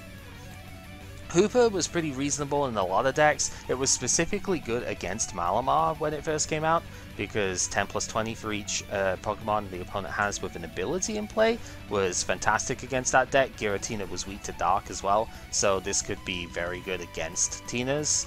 If you could stop them from having Spell Tag, it would also not get KO'd by one because of the Psychic Resistance as well. Later on, it's actually okay as a single prize check to Shadow Rider as well, because that deck is also very ability heavy and very weak to Dark. So it's pretty good then as well. Not so good against the one with Alcremie in it like we play, but whatever. Hooper GX did see a tiny bit of play in Dark Box decks, because Rogue Ring searching for any 2 cards, putting them into the hand is pretty powerful, of course, and that's all that really needs to be said. Its attacks were like fine. You could maybe snipe a Dedenne or pick up some GX-EX like KOs on the bench with Devilish Hands, but most of the time you had better GX attacks to use in that deck, so didn't really see much play for that.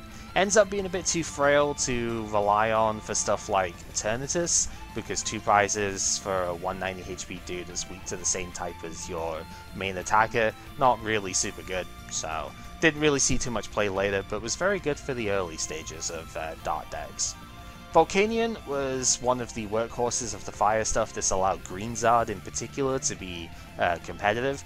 It's a search card, right? You search your deck for a fire energy, attach it to one of your Pokemon, but if you go second and it's the first turn, you search for 3 instead. So this can accelerate, not just like alongside Welder as well. You could get like 5 energy on a Reshizard turn 1, going second, which is just dumb, right? So super strong. And if you went first, it didn't really matter because you could still do Welder plus attach in Gen 7, so it was still fine. High Heat Blast did actually come up sometimes as well. 110 damage was not like the best, but if you had enough energy in play, it was relatively good at competing with certain single prizes like Zapdos, so there was that. I'm really sad about the Charjabug and the Vikavolt rotating, because in Fusion Strike there is a Vikavolt that's like discard 2 energy, snipe 200, which is great with this Charge Bug, but it's not in format at the same time. This can attach itself to one of your Vikavolt or Vikavolt GX, not Vikavolt V, otherwise we'd be doing that, right? You attach it as a special energy that provides 2 lightning. However, it does not take up your energy attachment, so you can still do regular attach plus the battery, and it's ridiculous. With Evolving Skies just coming out next as well, we would have Rescue Carrier to pick this back up as well, so the discard cost wouldn't even be high, and it's just ridiculous. There was the Grubbin that I don't have here that actually searches for lightning Pokemon with its attack as well, so that could be pretty useful. The Vikavolt that it charged was usually this one, but you did play one of the other one as well, 1 or 2 of them, for a strong charge, but that rotated before, so we can't talk about it here. Stealthy Body, however, no weakness in play, means that you don't get punched for, like, you know, an easy knockout for a single energy, which is pretty good most of the time.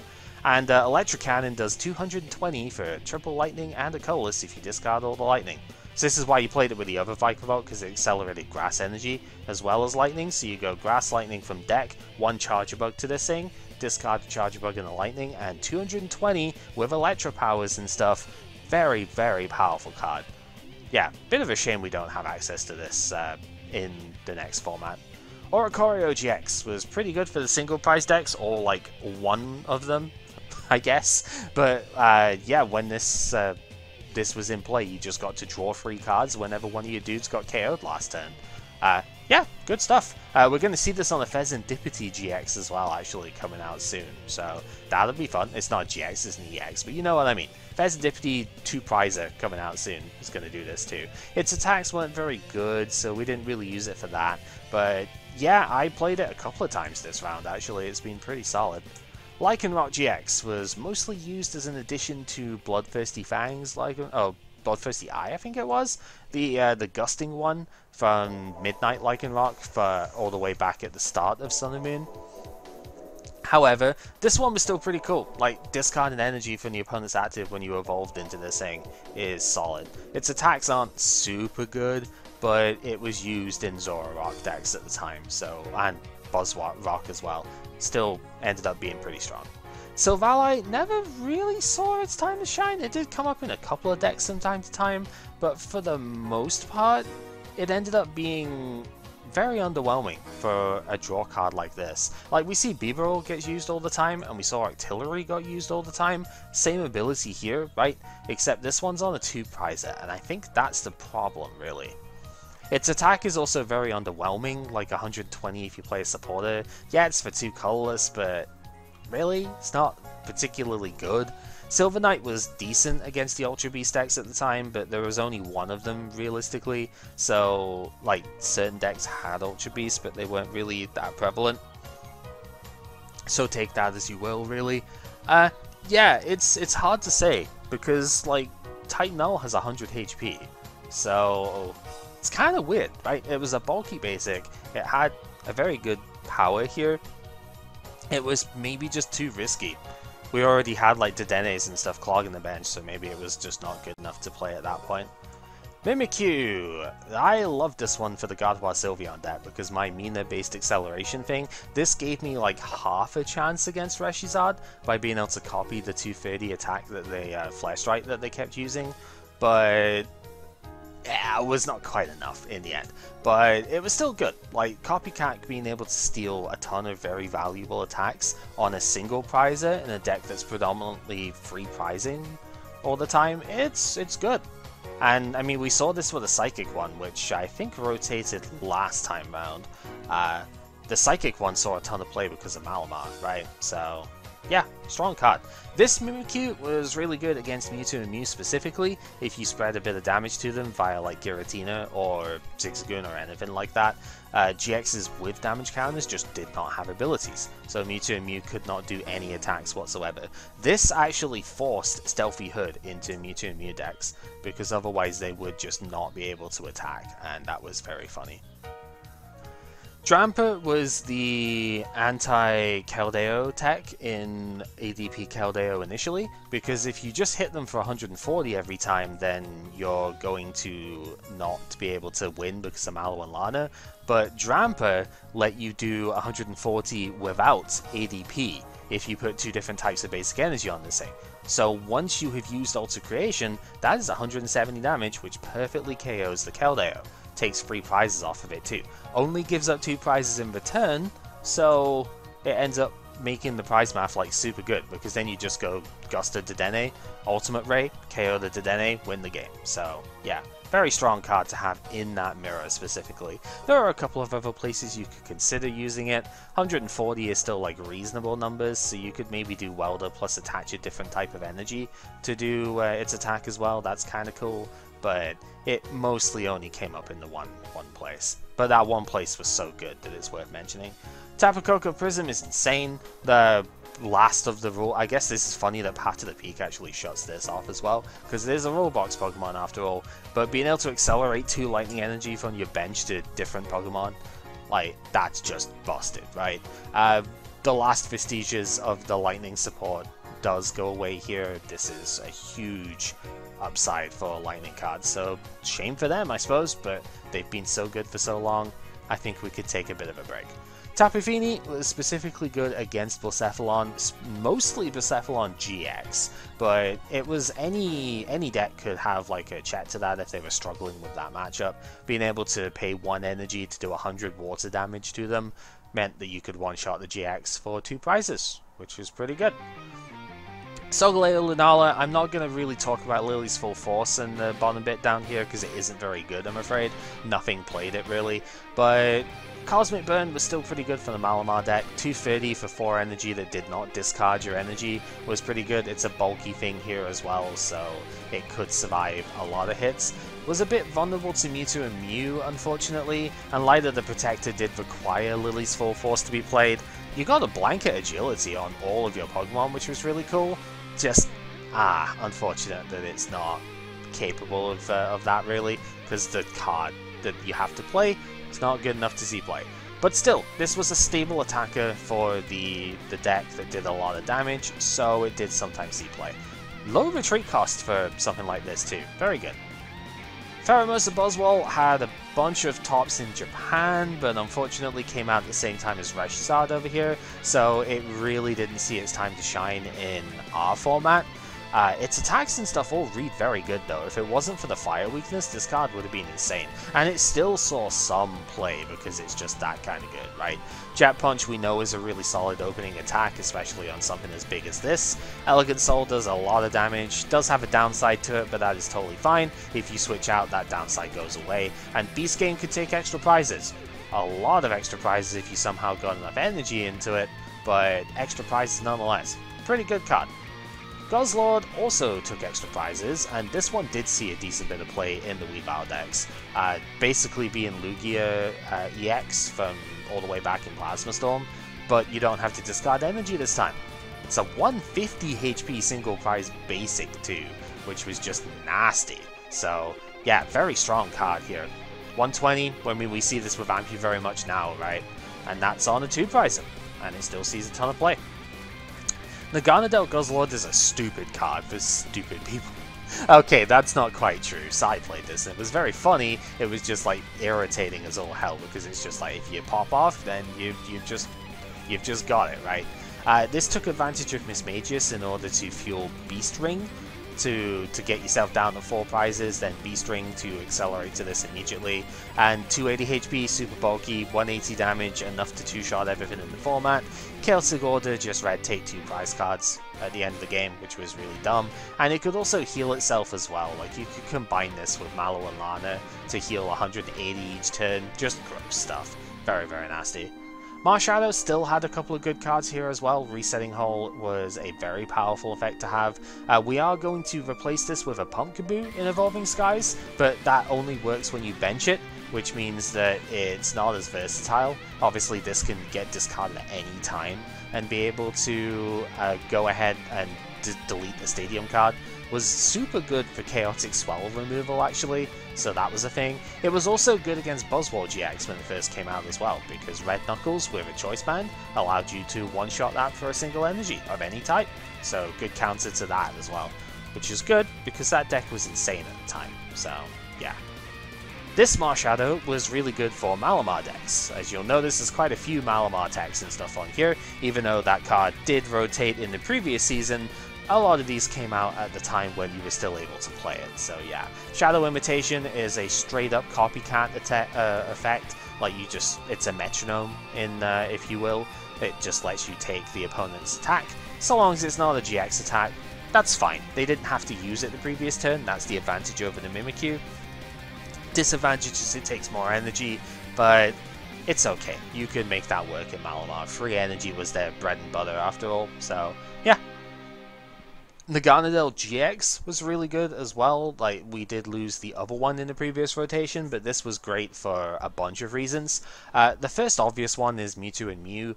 Venom Shot is a very powerful attack here in the Psychic using builds. Psychic plus Welder plus 1 extra attach. You snipe 170 anywhere on the opponent's board. That's obviously really good. Its Ultra Conversion was fantastic for Ultra Beast decks. It had its own decks actually, where it could play like a checkmate sort of thing. Alongside its other GX previously, but also this was really good for stuff like Blacephalon as well. Being able to Ultra Space, search out a Naganadel that you don't need, discard that Naganadel to draw 3 cards. Really, really good consistency fodder in that deck, considering you were already playing the single prize Naganadel to fuel your Lost Burn sort of thing. Mind Blown is what the actual attack was called. Blacephalon Regular did see quite a lot of play for a long time as well. Fireball Circus did require discarding from the hand instead, and it was quite an expensive cost to attack in the first place, but this could take 3 prizes for 1 prizer, so it was always going to be very strong that way, right? We did have Fire Crystal and Energy Retrieval in format to pick up energy straight from the discard as well, so like that ended up making it pretty strong, and it was not too difficult to search out the energy at the time as well.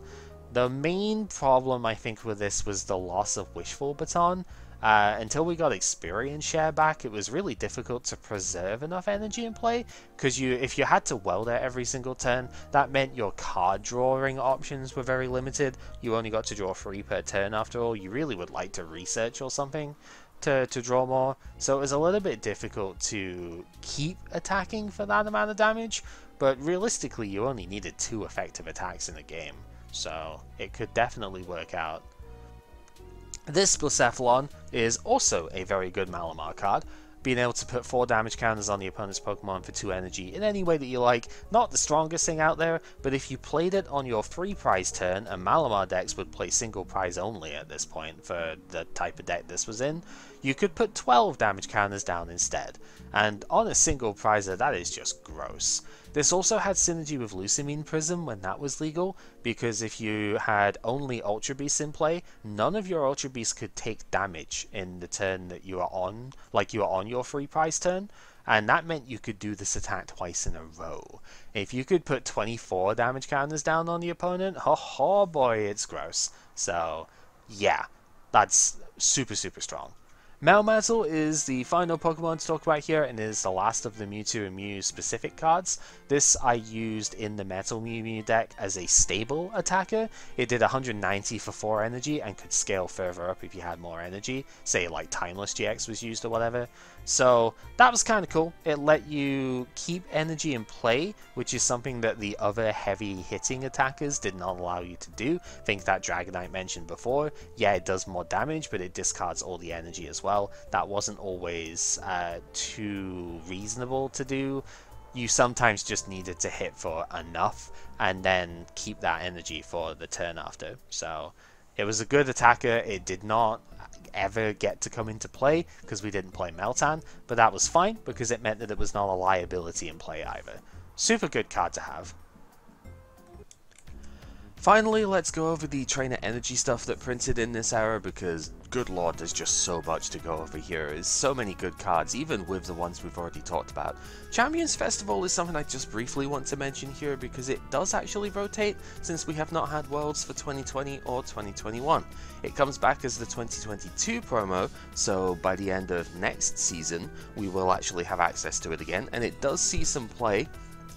Unfortunately, in real life, this caused a little bit of a spike in the price of the thing because it had fewer distributions than it should have had, so people just didn't have them anymore. And when God of War ended up using it for a little bit, it was like, oh, suddenly it's really expensive. It wasn't necessary at any point though, so unlike Tropical Beach. So that's good. Cherish Ball was one of the huge things that just pushed the game away from single prizes entirely. This was at a point where Pokemon Communication was the only search card that could get you to your single prize stuff. We did not have Quick Ball, we did not have any way of searching basics for the decks, like wasn't a supporter card, and playing the supporter stuff for it was really slow because they weren't even good at that time, right? It's not as if we had, you know, Elm's Lecture was decent, but still kind of sad, to be honest, that that was like the only thing. So, you know, single prize stuff had a really hard time. Pokemon Communication rotating as well is going to be kind of rough because this card has been the fantastic extra search. We do, of course, have Evolution Incense and Quick Ball. We're going to get Battle VIP Pass soon.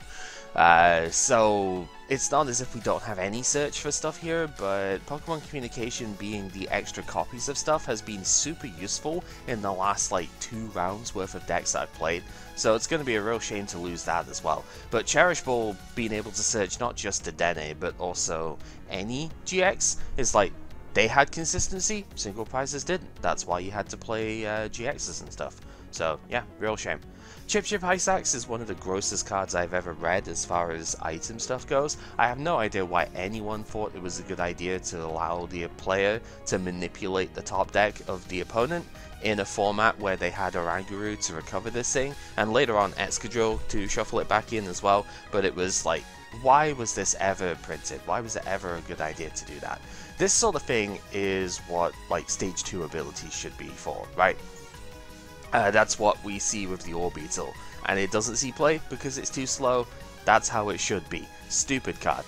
Dangerous Drill could have seen a lot of play, just that Dark decks weren't the greatest for quite a while, and then for some reason people just didn't play it in Eternatus. I don't really know why, because I think the card is cracked in there, to be honest. Discarding a Dark Pokemon from the hand is a bit of a stipulation. It's not a one card combo sort of thing, I suppose, but the upside is you get to play Xerosic, which was a really good supporter card, right?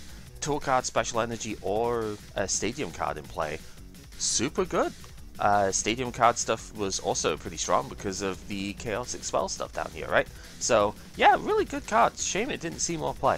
I guess Lost Vacuum kind of does this thing nowadays, so it's a little bit better, except it doesn't do the Special Energy thing, so I don't know. Electromagnetic Radar was one of the huge reasons why Pikarom was so consistent, because you had 4 Cherish Ball and this. Discarding 2 cards in the hand, it's not Ultra Ball, but it gets you Dedenne plus your tag team of choice, which is just absolutely ridiculous. Discarding 2 cards wasn't even a big deal because of Tapu Koko Prism, so yeah, really powerful. Just being able to get your draw engine and your main attackers, really silly card. Energy Spinner is a funny one. We do have Energy Search in the format, and that is actually going to have to come back into the interest pool at this point. This is Energy Search, but if you play it on the first turn, you get 3 basic energy instead. Very good for the Welder decks, actually, if you could get it that way. This was also used quite a lot in God of War Sylveon, because they just had a hard time getting their energy attaches, and if you play Green's Exploration on turn 1, you could use it to get an energy card thanks to this. Energy Search actually still sees some play from time to time, despite being a single energy only at all points of the game. It does see play, so really good card to have. No upsides on this anymore though, right? Fire Crystal, one of the big reasons the fire decks were so good, alongside the Welder that we'll go over here as well, and the Giant Half actually. I might as well just cover the fire package as we go here. Attaching up to 2 fire energy to one of your Pokemon. Doesn't even have to be a fire Pokemon, just any Pokemon. Then drawing 3, one of the craziest supporter cards we've ever seen, to be honest. This was viable forever. And future versions of this are less viable, but even then we see Melody is still really good, and that's 1 energy and not even from the hand, so like you've got to do setup for that and it's still stupid good. So yeah, Welder, just an absolutely busted card. The Giant Half is the third sort of pillar that we still had here, being able to search 2 fire energy out of the deck on 1 discard. But on the Stadium card, just absolutely insane, right? This was very, very, very strong, and one of the reasons why you had to more or less have Stadium mounts in most decks, because if you didn't, this would just overtake the game. Fire Crystal then being able to recover the energy that you spent on either big attacks or from KOs and whatnot to pick up again and just use it with Welder again and do all sorts of fun stuff. Like Salazzle obviously ended up thinking that. Salazzle with this ended up having the Unknown Hand silly deck as well, which was very fun. Great catcher, annoying once again, like the Lopunny Jigglypuff. It's annoying that it came out right when GXs and stuff were rotating, but Dedenne was always good, so you would still see some decks play this just to gust up Dedenne for 2 prizes, so it was playable even until now, right? Until GXs rotated as a whole, so I guess it's kind of cool. Discarding 2 is a bit expensive, but whatever. Great Potion was really good in the tanking tag team decks, like Gardevoir Sylveon again, and Reshizard often played this, like Green Zard played this quite a bit. Just heal 50 for new active GX. If you could stack a couple of these, could turn 2 shots into 3 shots and be really powerful. Combine this with other healing, like Mallow and Lana we'll talk about later on, and suddenly you can full heal your tag teams, which is gross. Judge Whistle was hilarious in this format because it did not have Judge to search or pick up from the discard, which was great, but it could still be used as a cantrip. Upstart Goblin was a really good card back in the day. Nowadays it's at 3 and it doesn't see any play, which is hilarious, but it was good if you needed a 56 card deck. This was played with a Celosaur deck most of the time actually, because they did want to play Judge for heavy disruption in there, so you could get some extra benefit as well. Turns out the cantrip is actually still pretty strong sometimes. Lana's Fishing Rod was too weak to see play, unfortunately. The theoretical use for this was in like Malamar, or the Gallade deck was the thing, but Gallade wasn't very good, unfortunately, because it just didn't hit enough damage. But the idea was that you could shuffle Spell Tag back into the deck, so for your single prize decks that were the Psychic variants and stuff, you could get extra use out of the tool cards, which was something you couldn't normally do. There was a period in time where this was our only Pokemon recovery outside of Box Grit, which was depressing, to be honest. Really sad that that card had to see play. Reset Stamp is one of the other dumbest cards that I've ever seen. Honestly, yeah, this should have been like an A-Spec, effectively. Prism Star, that type of thing. And then maybe I'd have been okay with it. I often didn't end up playing this card as much as I probably could have, because I favored consistency over the disruption tech stuff, right? I wanted to make sure my decks worked first before I started trying to include stuff like this. And usually at that point, it's just my own problem. I don't end up finding space to include this stuff. But this card was dumb, right? A one-sided N on an item card probably shouldn't ever exist. Stadium Nav probably didn't see as much play as it could have, but then it did see a lot of play when it first came out, when we had stuff like Faulkner and Pikarom was playing Thunder Mountain, etc., right? Search your deck for up to 2 Stadium cards, potentially, if you flip 2 heads, right? It was really good. We don't tend to find Stadium Search most of the time. Like, this is a very rare effect to have on a trainer card, so it's pretty cool. Just a bit of a shame. I guess it's not really too relevant for us now, but it could have been back in the time. Stadium cards were very powerful in Gen 7, so it did see a lot of play in Pikarom specifically. Tag Call lets you search up for 2 tag team cards, which includes all of the supporters we'll talk about in a sec as well. Super strong. Even to the very last match set that we did with the Weavile deck, I played 1 tag team Pokemon, but I played the tag team supporter engine, and it was still very good for consistency in there as well. Excellent card, especially combined with Pokemon Communication, because then you can just search for whatever you need, so really good. Unfortunately, Tag Switch is not actually a tag team card, so you cannot search it with Tag Call, but this was fantastic for the Gardevoir Sylveon deck, and others as well, like Pikarom played this quite a bit. A double energy switch on special energy as well as basic energy is a really good effect to have around. Shifts it from tag teams to other Pokemon, does not have to be other tag teams, so that could sometimes come up as well, like move 2 energy to a Zeraora, for example, was quite common. And yeah, just being able to go Kaleidostorm, shift the energy away from your active so you could heal the active and then tag switch back to it was potentially a very good play as well. Because if you didn't take damage, it's like, well, now I don't have energy on me to attack. Oh wait, tag switch and then attach and I can Kaleidostorm again. So yeah, really good card. Bunch of good supporter cards here as well. Bill's Analysis was pretty okay for the time. It was obviously Green's Exploration for decks that couldn't play Green's Exploration, or you needed like copies 5 through 8, however many you wanted to play. It looked at the top 7, so it wasn't super big digging sort of stuff, but like item cards were generally really strong to pick up for stuff here. Being able to dig 7 deep is quite a good effect, to be honest. So like it's not even that bad, you just don't get to draw every one of those cards, so I guess it depends on your situation. But if you needed specifically to find like a rare candy or something, this could be a way of doing it, since most of those decks were ability focused and couldn't play greens. Brock's Grit was the one recovery card we had for a while. This was double Super Rod, effectively, which was actually really good. It's just hard to justify playing the supporter card for it, but the effect is insane, right? Like, shuffle 6 Pokemon and basic energy back into the deck is really, really powerful. Just, you've got to pick your moments for it, because you usually need your supporter for drawing or doing some other crazy effect, like gusting, right? So, yeah, tough to justify.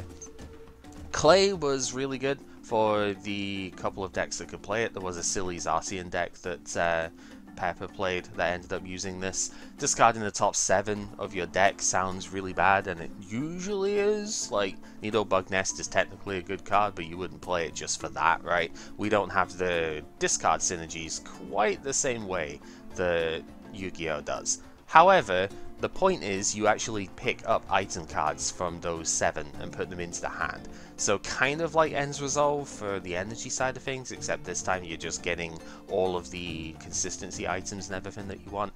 So it's kind of cool. Coach Trainer was specifically used in a couple of tag team exclusive decks like Gardevoir Sylveon that very often just did not play any Pokemon that wasn't a tag team. And a supporter card that reads draw 4 cards is very strong. If it reads draw 3, it's usually not impactful enough without some sort of extra effect on it, but draw 4 is often enough. So it did see some play in a few decks because of that. Cynthia Caitlyn, now we get to some of the tag team supported stuff over here. This was a dual mode thing that was really, really fun. Being able to take a supporter card except itself back from the discard was the primary effect, but realistically the primary effect was discard a card from your hand and draw 3. What this did for the tag team engine was it gave it some draw power, but it also gave it recoverability, so you didn't have to play as many copies of the supporter cards that you wanted to play, which was very useful. This actually let you roll compress a little bit as well by doing that. So you still got a bit of a draw, but you also got to pick up like a Boss or Malolana or Guzmahala. We'll talk about all of those as we go. Very strong card to have, and it was searchable, so that was always good. Erica's Hospitality, kind of a weird card to be honest. It did see a decent amount of play when it came out, but just like Steven's Advice, it was a bit tricky sometimes because you did have to have the stipulation that you had very few cards in your hand, and the opponent had to have a decent amount of Pokemon in play, which is not always going to be the case. This was a really terrible turn 1 supporter, so you never really wanted to play too much of it, but it was potentially a draw 6 with no downside. So it did see a bunch of play because of that. Just be careful when using this one. Green's Exploration was stupid good. It had its own archetype Green's X was a thing for all sorts of stuff, everything from Reshizard, Gardevoir Sylveon, even Pikarom had a Green's version, which was kind of silly. If you don't have any abilities in play, you get to search for any 2 trainer cards. Really good. You could search a supporter for next turn if you don't have one. You can get an item, obviously, that's really useful for the situation. It's trainer cards, so you can get a stadium as well if you want, which can include some of the fun stuff down here. So, super strong card, and yeah, definitely one of the best non-draw supporters that we've had in a very long time. Guzmahala was really fun because it let you search for a bunch of stuff that's normally very difficult to search for. There's a chorus card that's coming out in near future set that does like 2 of these things, which is kind of nuts in its own right. So you search for a stadium as the basic thing, but if you discard 2 cards, you also search for a tool and a special energy.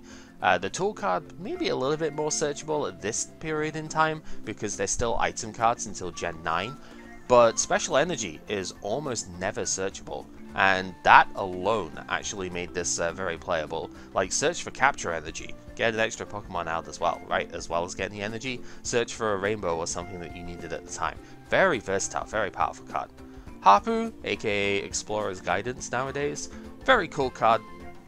I use this a lot in a bunch of different decks because I just really like the extra speed that this gives to a deck. You do have to discard 4 cards, so it is rather destructive, but you pick your 2 best cards out of the 6 on the top of the deck to go to the hand. So this digs further than a lot of draw cards do without discarding your current resources, which is the thing that I like the most about it. Yeah, research can draw 7, but it forces you to discard your entire hand. Yeah, we had like Cynthia that could shuffle draw 6, but you're putting resources back into the deck at that point. If you already have the rare candy and are just looking for the Pokemon, or usually it's the other way around, you have the Pokemon and you're looking for the rare candy, Hapu can be your lady to do that. She is really helpful for that stuff. Jesse and James is a stupid card. We never played this in the end because we just didn't want to.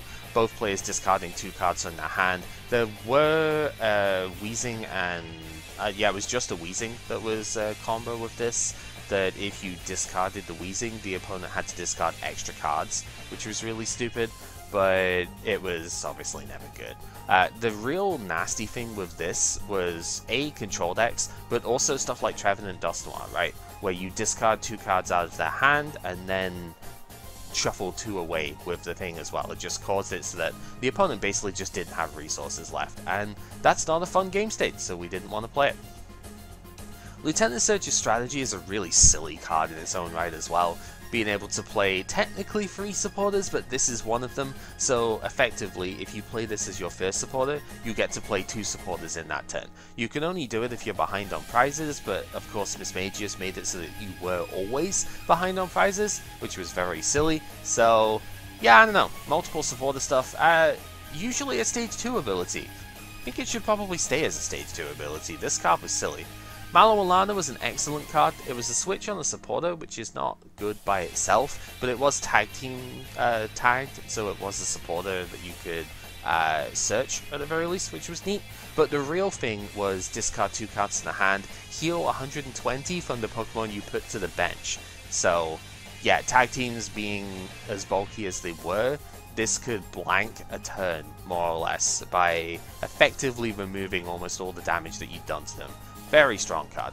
Misty's Favor I'm mostly noting because of the Hat Lady combo, but technically Slowpoke Psyduck also played this. We didn't really talk about that one, but it played a bunch of supporter stuff. Basically, you had to like discard supporters, I think, to use its damage tag, like scale damage for it.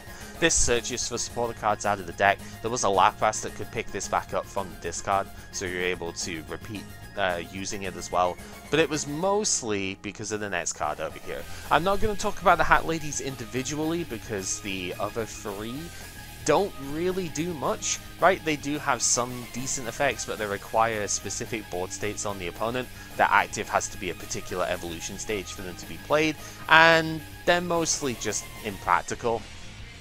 But if you can play all 4 of them at the same time, look at the top 12 of your deck and put any energy cards you find there, not even just basic energy. I don't think I ever used it for anything but basic energy, but yeah, you could technically put like unit energies and stuff in as well, which was very funny.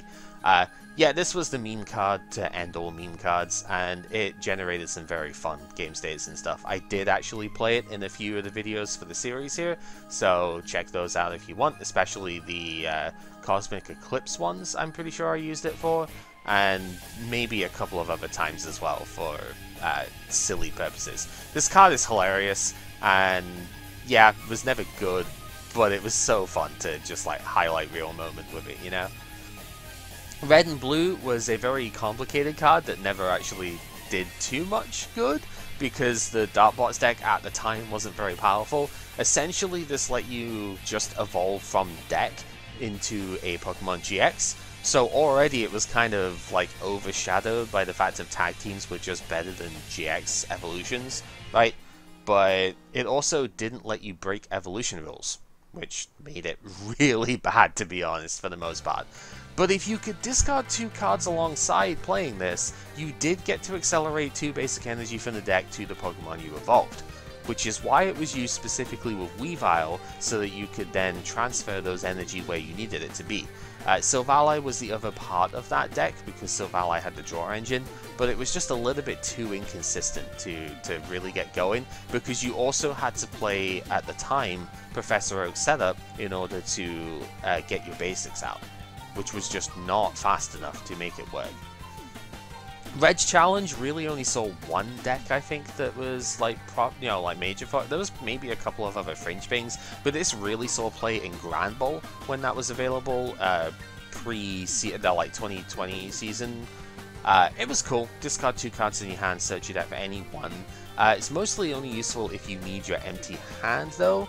There is a Hisuian Arcanine that comes out in this season, which would actually benefit from this. So, you know, maybe a bit of a loss for that deck. But yeah, it's cool. Just get any card you need out of the deck at the time. It's very heavy on the discard though, so you need a Pokemon-based draw engine to make that work as well. Rosa was really good for single prize decks. If one of your Pokemon was KO'd in the opponent's last turn, doesn't matter how, just that they were. Search your deck for a Pokemon, a trainer, and a basic energy to go into the hand. This was really good for the Cinderace deck, actually, that I tried to play in the last thing. Probably going to try and bring that one back as well for one last playthrough here. But this was good for any single prize deck. Gallade was the first one that came to mind initially, because that was in the set that this came in. Unfortunately, Gallade wasn't good enough, as I mentioned earlier, but it did see some play in other single prize experimenting stuff as we went along as well. Cool card. Maybe just a little bit out of time though because of ADP existing. Like it was just it came out at the wrong time, right?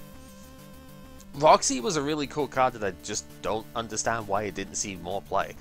Discard up to 2 Pokemon that aren't GX or EX and draw 3 for each one discarded. When Pokemon V and VMAX started bringing in, like this wasn't future-proof, this was printed in Cosmic Eclipse, and they did not make it so that it couldn't search for, couldn't discard Pokemon V, which was baffling to me. I don't know why it didn't see more play, because this basically just reads like, okay, discard 2 Pokemon, but it basically reads draw 6 cards, which is unbelievably powerful. But for some reason, nobody used it, which is weird. I don't know. Black Market Prism is something that I think people just forgot for Eternatus, because I don't really see why you wouldn't play this in that deck. If a dark Pokemon that has any dark energy, doesn't even have to be basic, it doesn't have to be single prize stuff. If it's KO'd by damage, then your opponent just takes less prizes for it. So imagine having to KO 3 Eternatus VMAX to win the game, right? Just really silly. And being a Prism Star Stadium, yeah, you could only play one of it, but it has inherent protection from trainer cards that would discard it. So that's kind of neat. Chaotic Swell was busted. I love this card just because Stadium cards were a bit too big for their britches in this this era, but Chaotic Swell is just insane.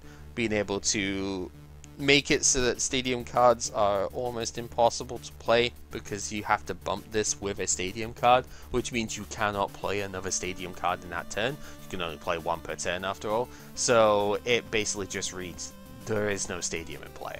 and there cannot be a stadium in play unless you like Marshadow this or something. Very silly card. Dark City is not quite the name of a Diddy Kong Racing stage, but it probably should be. It's like Star City or something, that one, let's be real.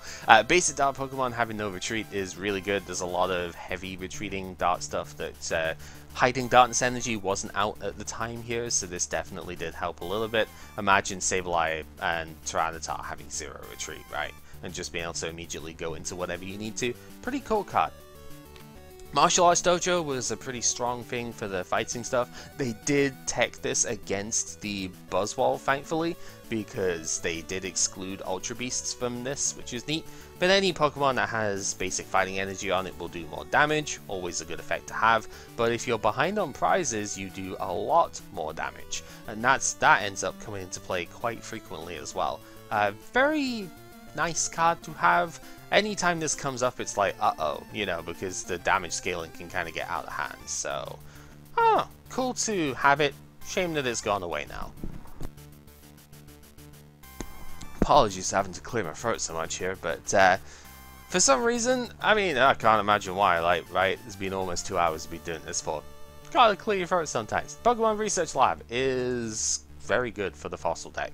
It does end your turn, which is the big problem for it, but searching your deck for 2 Pokemon that evolve from unidentified fossil means that you can get whatever engine bit you need out of deck for that, right? If you need the Aerodactyl at the time, you can totally just get that. If you need Tortugas to go for the Caracosta, you can absolutely get that. Unfortunately nowadays, Rare Fossil is the one, not Unidentified Fossil, so we couldn't play this with like Arctozolt or something to do damage spreading and stuff that way, so bit of a shame, but really good for the fossil deck nonetheless. It actually made it viable, which is unbelievable, to be honest with you.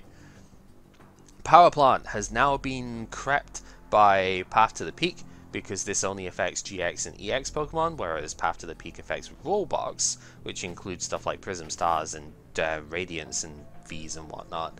However, at the time, this was a very powerful stadium that you really did have to keep in mind. The only reason it didn't see like even more play is solely because the Stadium Wars were pretty heavy in Gen 7, because as you've seen, there's a lot of them to consider here. So like, there was a lot of competition for it. It was very easy to get bounced, because most decks were playing 3 or 4 Stadium cards. But if you got this to stick and the opponent couldn't Dedenne, they were in a lot of trouble, right? If they just didn't already have an established board setup. So there's a ton of good stuff that went into this, and it's disruption, I suppose. It's always going to be at least good for something, right? Slumbering Forest was a very funny card, mentioning this one partly because of the Breloom, but also because of that old Mareep that could automatically sleep the opponent when it's in the active. You have to flip 2 coins in order to wake up, which was pretty funny, if nothing else. But yeah, it's one of those cards. Like, Double Sleep is pretty damn oppressive, to be honest, but like doesn't usually come up too often. But in the exact right circumstance, this could like stop the opponent from attacking for a turn, and it's very silly. Viridian Forest is good. Like, what else do you want to say? Discard a card, search for any basic energy out of the deck. Tons of decks played this, right? Malamar obviously played it, because they could discard a Psychic, search Psychic, then accelerate the one from the discard was really good. Or search for the off-type as well. It's how Teenachomp and stuff like Ultra Necrozma ended up seeing a good amount of success because of this thing.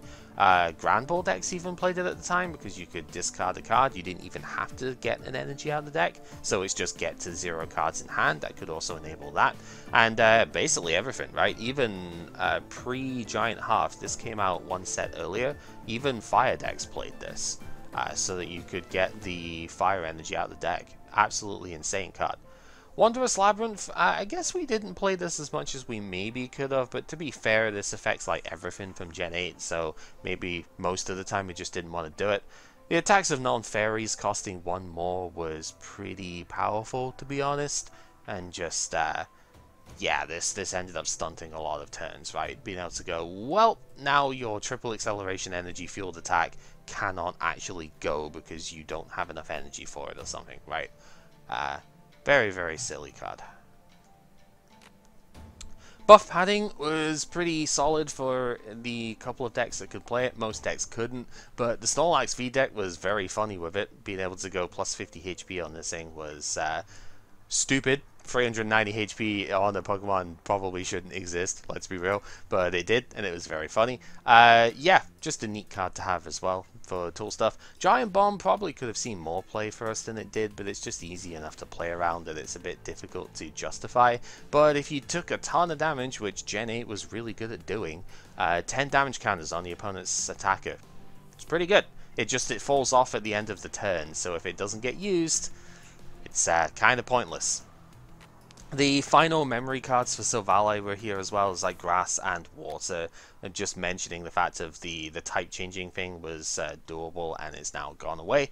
Island Challenge Amulet was busted in Expanded because of Jirachi EX, because you could knock out that Jirachi, give the opponent 2 prizes, it does all the usual prize manip stuff that we were talking about before, but you give up 1 fewer prize for it if it gets KO'd by damage. That was the distinction.